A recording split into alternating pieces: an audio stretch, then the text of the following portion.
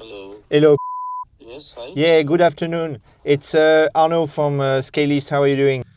Did you hear my opener just now?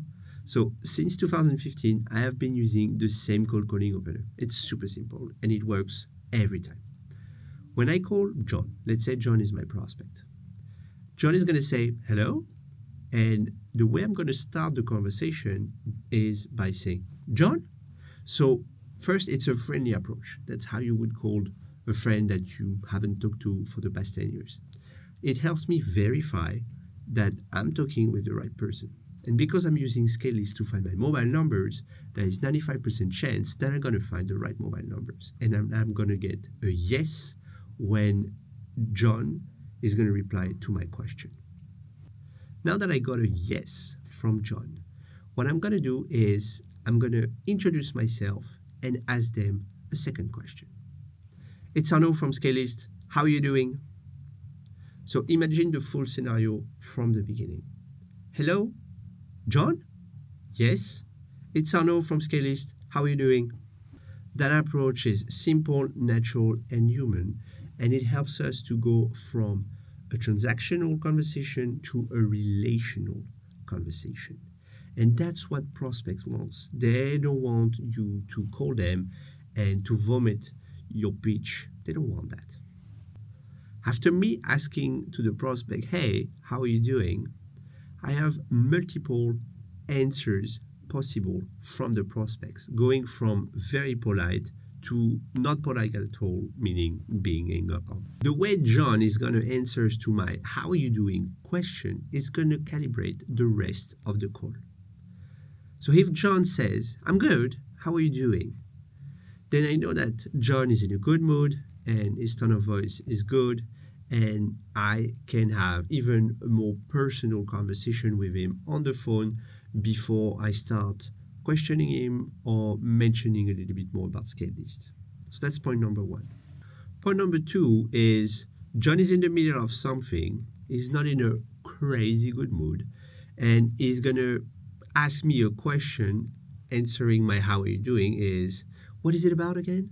Where are you from? Scale what? What's the name of the company? What is your name? Like verifying if we really know each other. And based on these answers, I need to adapt. I need to adapt what I'm going to say after, because John doesn't have time for me in that position. When he doesn't answer my how are you doing type of question, it means I'm disturbing his day. So I need to be fast. And the third option is John hangs up on me. That's it. Let's continue. From where? From Scalelist. Yes. How can I help? Yes. So you have a sales team at right? Yes, I do. Okay. I wanted to know if you guys are using any specific software to find valid emails and mobile numbers for your lead generation. No, we're not. So how do you do acquisition? How do you do sales at the moment? We 90% of our deals are through brokers. Okay. Okay, so you have that. Okay, so the brokers actually give you the leads basically, and then your objective is to close them. Yes. Okay, so you don't do any lead generation, any prospection. We do very manually. When you're on a cold call and your prospect gives you the opportunity to talk, just don't talk for the sake of talking. You need to ask questions, the right questions, and you need to prepare those questions before you actually jump on that conversation with your prospect. You need to have a set of questions that are logic, that are going to bring you from A to Z. Z is your call to action. When you start asking that last questions to your prospects to get a meeting with that person, and every single question, based on their answer, you have a proper ramification to understand, okay, if the prospect says that, then I can adapt my other question based on the answer that he gave me. That's super, super, super important. So as you can see, the way I led that conversation with John was I asked 3 questions. Do they have a sales team? So are they leading a sales team? What's their sales tag? So it seems that it was very like almost nothing. And are they doing outbound? And at some point during the conversation, when he mentioned that they were going through brokers and everything, I was like, okay, I cannot do anything with that, John. But when I asked my question about are you doing outbound, and he said it's yes, and it's very manual, then I was like, okay, there is an opportunity here. And I jumped on that word. So I asked him, what do you mean by manual?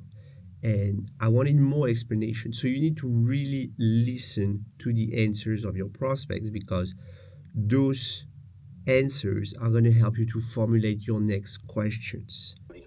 Okay. So how does that work actually? Like, what do you mean by very manual prospection? Basically, we just trawl internet sources for our own leads, and basically most of the time it's calling on landlines and whatever emails we can find. Okay. Is it efficient? Give me your solution quick, buddy. I'm in the middle of something. Okay. Now's not the time to. Can I? No problem. Would you be against scheduling like 15 minutes, 1-5, for me to show you a little bit more about it and see if it's useful? I'm not trying to sell you anything. I just want to. I know. No worries. You can see me next week on Tuesday between 2 to 4 p.m. After talking for 2 minutes with John, I understood that he actually didn't have a lot of time on hand to keep on going with our conversation. But he knows, based on our conversation that we're having right now, that he has a problem and I can possibly solve it.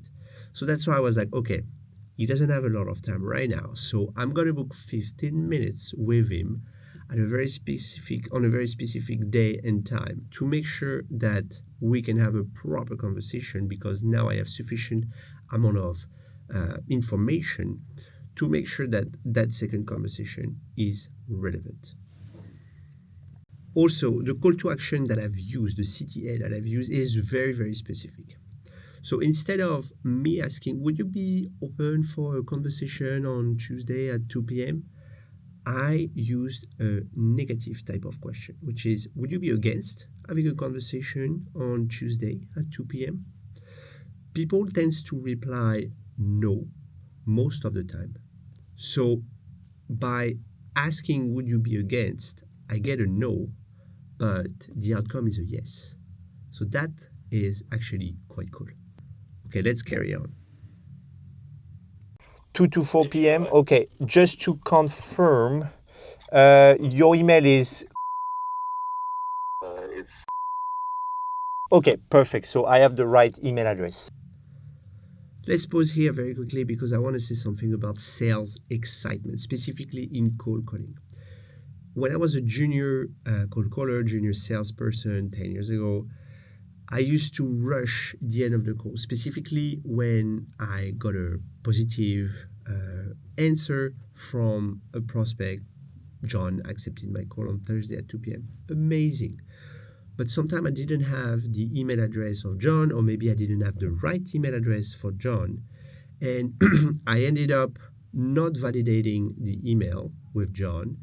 And I was not on the phone with John anymore. And I was like, okay, I need to send a calendar, but that email is not the right one, or I don't have John's email address.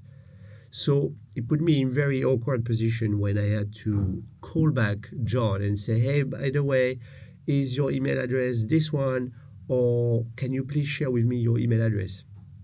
Of course, nothing bad to that, but you just waste a lot of time. And yeah, it's not, it could be validated in just 10 seconds during the conversation. That's why I always validate the email address of the prospects that accepts to have a conversation with me. Let's carry on. I gotta send you an email for 2 p.m. on Tuesday, and we catch up for 15 minutes. Okay? okay. Thank you so much. Have a good Friday and see you next week. You too. Take care. Bye-bye. Oh, one thing for you to not forget. When you book a meeting using cold calling, because it's so hard, just celebrate a little bit after and then move on very quickly from that call. Like move fast and keep the momentum. That's very, very important. Woo! I have a little surprise for you.